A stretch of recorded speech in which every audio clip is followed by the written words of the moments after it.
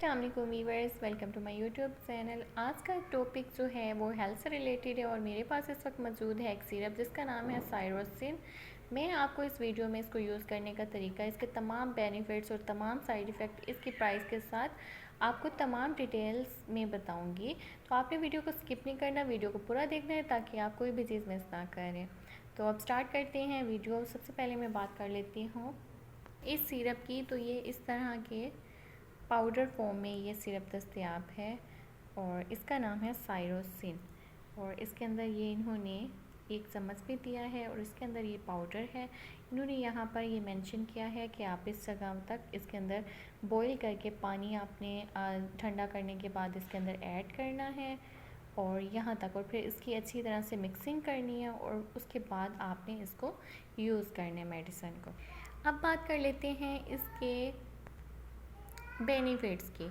तो सबसे पहले जो है इसको यूज़ किया जाता है नमोनिया में, टाइफाइड बुखार में, चेस्ट इन्फेक्शन में, यूरिन इन्फेक्शन में, और उसके अलावा अगर बच्चों को लूज़ मोशन वगैरह होते हैं, स्टमक की कोई डिजीज़ होती है, उसमें भी डॉक्टर्स इसको सजेस्ट करते हैं।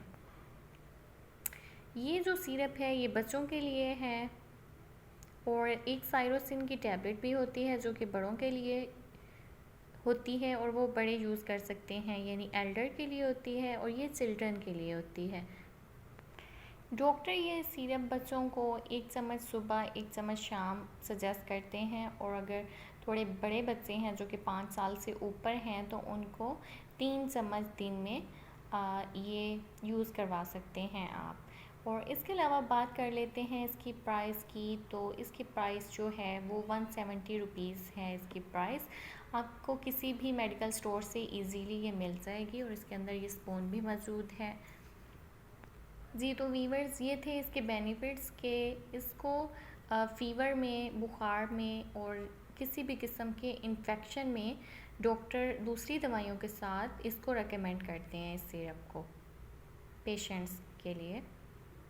और अब बात कर लेते हैं इसके साइड इफ़ेक्ट की। तो इसको आप उतना ही इस्तेमाल करें जितना आपको डॉक्टर ने बताया है, उससे ज़्यादा आप यूज़ ना करें, फिर आपके लिए ये साइड इफ़ेक्ट साबित हो सकते हैं।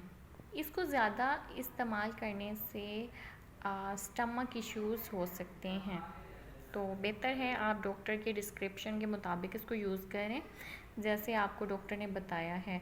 और इसके अलावा कोई भी मेडिसिन जो है आप अपनी मर्ज़ी से इस्तेमाल ना किया करें, जो डॉक्टर आपको सजेस्ट करते हैं वो इस्तेमाल किया करें। और अगर मेडिसिन से रिलेटेड कोई भी सवाल हो तो आप मुझसे कमेंट्स में पूछ सकते हैं।